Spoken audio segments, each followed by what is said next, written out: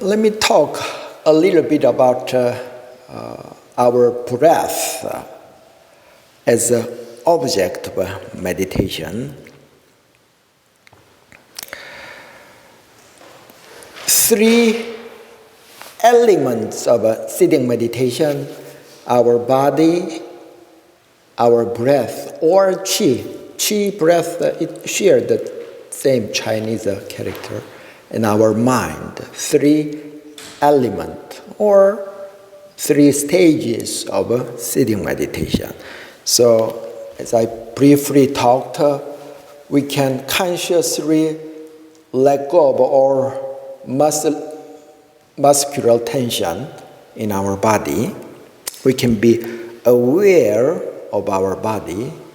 Secondly, we can be aware of our breath to stay centered, to be free from wandering thoughts. If you are seated in the chair, for some people, it is a little hard to focus their mind on their breathing, particularly lower abdomen, compared with your posture that you are seated on the floor. In that case, you can just feel your entire bodily sensation. It's perfectly fine. Perfect. Whether the tingling sensation or pain or whatever things. For that, I will talk about that later, a little more detailed way. So in Zen tradition, our mind is compelled with a monkey, which is very restless animal. Our mind is very notorious at wandering. Just like a monkey chases after bigger banana and jumping from this branch to that branch, our mind tries to chase after some sensory experience, some taste. At night, you do not eat something from the refrigerator because you're hungry. Your mind would like to be some taste. Or when you are driving your car, when things become a little boring, you automatically turn on the radio. Your mind would like to be with some sound or read some magazine. Your mind would like to be with some thoughts, etc. So, since our mental scale does not indicate zero, our mind is constantly wandering around like a monkey or puppy. So, our mind, puppy mind, monkey mind, needs to be tethered to some post. The post is breath or bodily sensation. The leash is our practicing mindfulness. Coming back to our breathing.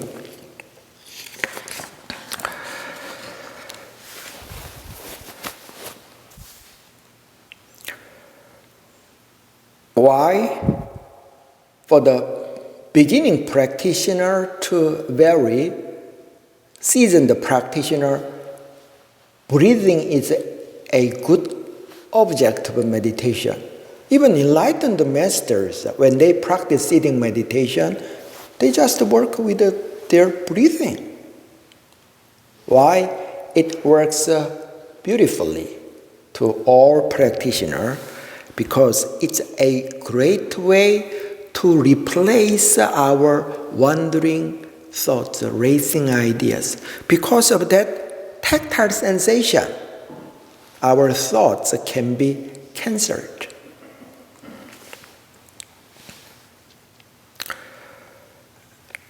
And compared to other tactile sensation, it's easy to concentrate.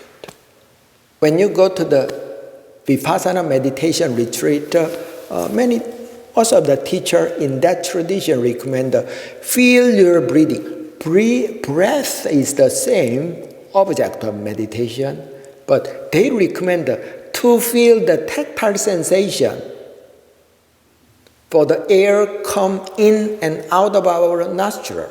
It's a great way to concentrate our mind. But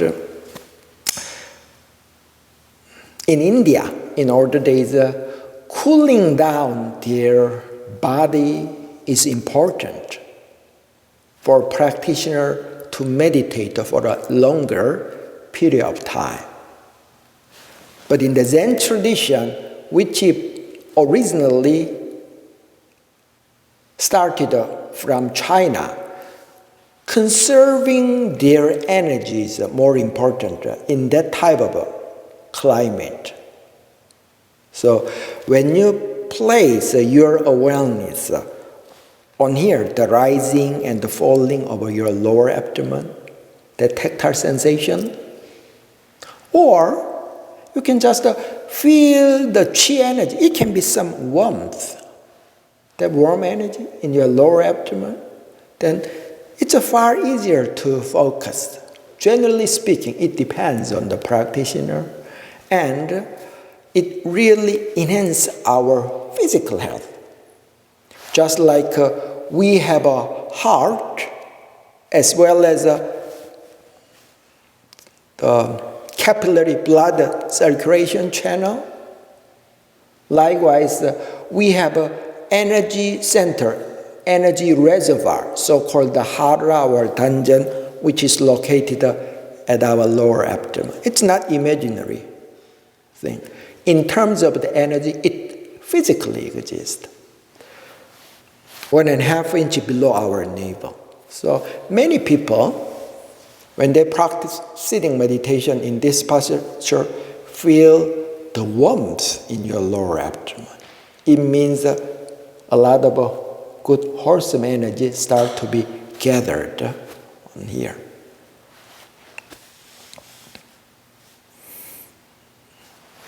Our mind and chi energy or breath is very closely related. Like our mind, our thought is like mother.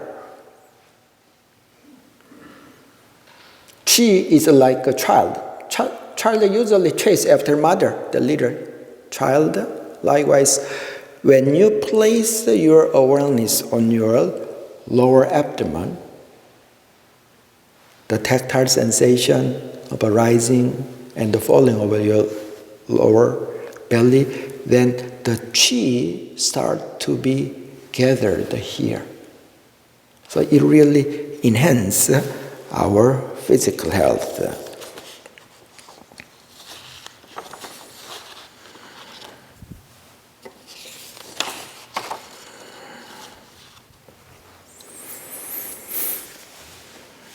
Do not worry about the arising of so many wandering thoughts, as I always say to our congregation. Humans are the most intelligent and spiritual animal. Each and every person group has a different habit, but what can be our common habit for the person who live in this contemporary society, whether they are Korean or American or Caucasian or African American, etc. The common habit might be the habit of incessant thinking, because our job is, for example, very much mentally demanding. And when you're school, you basically use your brain. People go to Ivy League not because they're great heart, because their thinking capacity. So thinking has become our habit. So the more intelligent you are, the more spiritual you are. maybe the more thoughts arising in your mind when you practice a sitting meditation. But you do not have to worry about it. It's a purification process. All sediments should surface first before it completely vanishes on its own. On a fertile soil, not only flowers but also weeds grow at the same time. Our mind is something alive. It's like a fertile soil. So it is very natural for us to have a lot of racing thoughts, wandering ideas. So our attitude to the wandering thoughts do not feel bothered by those wandering thoughts. It's a very natural thing. The second thing, do not try to remove those wandering thoughts. Why? First of all, it does not work. Secondly, do you know why it does not work? Your intention to eliminate wandering thoughts, add one more thought. Wandering thoughts are of your own mind's creation. It's not something real. It's not the reality. If you just ignore them, do not pay attention to them, they will disappear on its own. You do not have to lift a finger to remove those thoughts. Your job is to come back to your breathing again and again. That's explained at the beginning. Some thoughts arise. You notice, and they're coming to your breathing. After a while, it can be after 1 minute or 10 seconds, another thoughts arise. And you can come back to your breathing repeatedly. In that process, our spirituality would be enhanced, our mind would be empowered. Just like when you do the push-up or sit-up, in that repeated process, your body, your muscle can be strengthened. Through the process of constantly collecting your mind, coming back to your breathing, your mental muscle, your mind would be strengthened again and again. Our thoughts is not reality. If you ignore and come back to your breathing, it will lose its root, its grip. It does not fool you anymore. So this is a very well-known Zen saying. Do not be afraid of arising of thoughts. Only be concerned lest your awareness of them be tardy. Let me read again.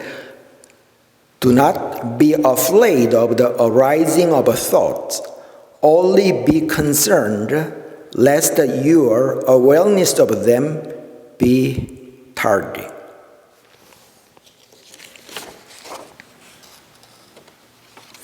Zen Master Suzuki said he compared wandering thoughts as weeds. You should rather be grateful for the weeds you have in your mind, because eventually they will enrich your practice. The weeds in your mind will change into mental nourishment. So instead of thinking your wandering thoughts as an enemy, consider them as your companion to speed up your practice. Okay, we can continue tomorrow to explain the method of the practice before you're retiring to bed. I'd like to say a little bit about the meaning of meditation.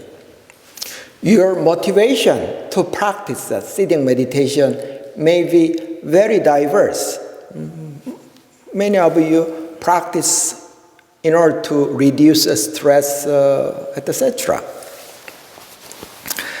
But meditation in general is not just a stress reduction technique.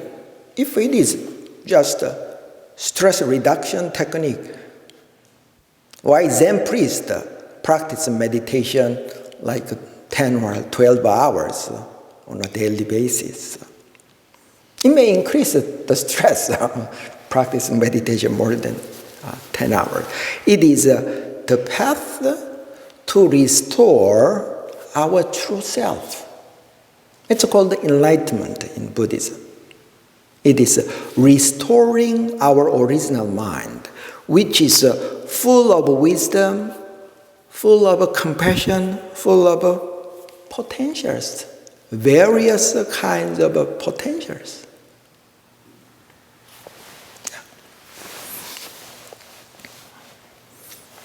Probably you may experience what I experienced the day before yesterday. Somebody asked to my friend, one Buddhist minister working in other states. He asked the minister's name.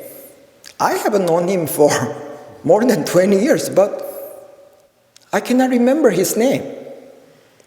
However hard I tried to recall his name, it slipped my mind. So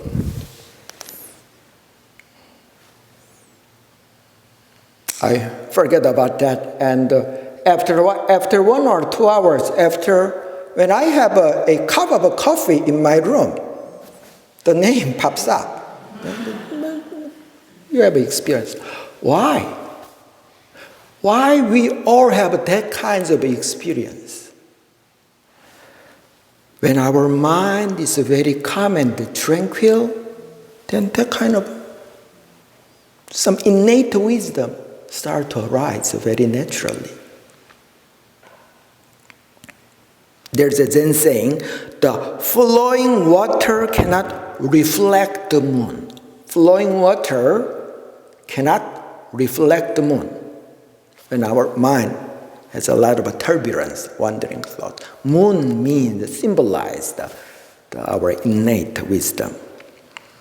You may heard this story of Archimedes, the Eureka story. The king asked Archimedes, one of the best scientists in those days, to measure the volume of a solids of revolution, some complex form. How can we measure the volume? It's not the cylinder, it's not the ball. He thought about that for a long time. He could not figure it out. How can you measure the volume of, for example, this clock? One day, he went to the bathhouse and took a hot bath in the bathtub. When he saw the water flowing over the bathtub, he realized how to measure that volume. So they say, he came out of the bathhouse naked, saying, Eureka, I found it. So when our mind is calm and tranquil, totally relaxed, meditation starts from concentration. But strictly speaking, concentration has nothing to do with meditation. It starts from concentration. But it starts from mindfulness, but it will eventually lead to, in Zen tradition, we usually call that no mind, which means a primal awareness. So when you regularly meditate, you will become a very wise person.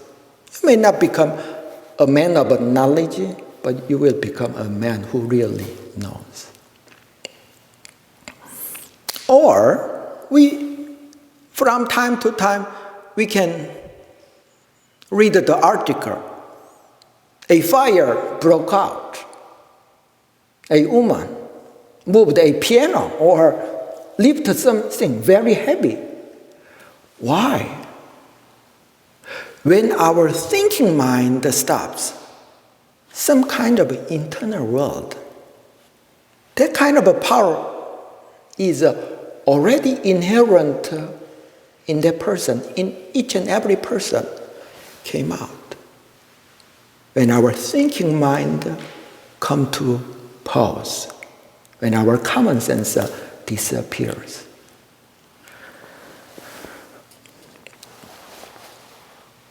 When we, through sitting meditation or whatever forms of spiritual cultivation, if we come to have more space in our mind, you can become very contented and compassionate person. Very naturally. You do not have to practice mindfulness. I would like to become more compassionate. You do not have to. You're very naturally mind try to be transformed in that way. Be compassionate, be mindful, full of power, be wise. That's kind of the mind, the happy mind and very probably successful mind. That's all we want. So so many masters use our mind like some muddy water. Let's say you have a cup of muddy water. How can you get clear water from this muddy water? If you do various things, it might be very counterproductive. The best way is just leave the cup, sit still and wait. Then all the sediments start to settle down and you can get the clear water from top. Why? The water is inherently clear and pure. It temporarily looks murky because of the sediment. It's just like our original mind. When your wandering thoughts, unwholesome desires start to settle down, then you can very easily get the clear water, our true self. That's why among so many spiritual practice, meditation is a foundation of all practice. Particularly in the Buddhist tradition, when they say spiritual practice, it usually implies sitting meditation. It's almost a synonym in that tradition. So during this retreat, you can put aside all your problems, worries, and concerns. Why don't we have a good mental vacation here for this weekend? We usually have lived for other people, for our spouse, for our children, for our company, etc. This is the period, this weekend is for you to live for yourself. When the airplane encountered some turbulence, let's just say some oxygen mask falls down, then what do they say? You have to help your children first.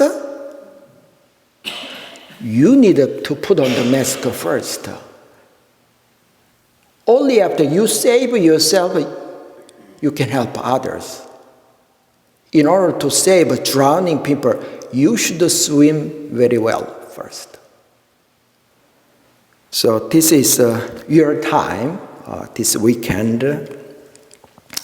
And tonight's talk, Jesus said, do not worry about tomorrow, for tomorrow will worry about itself. today has enough trouble of its own. I like this passage. Yeah. So use this precious opportunity tomorrow and the day after tomorrow. It's most of our program is created for beginning practitioner. There are a lot of time. So I see lots of experienced meditator here. So during your spare time, practice sitting meditation. A lot. Thank you so much. Have a great night.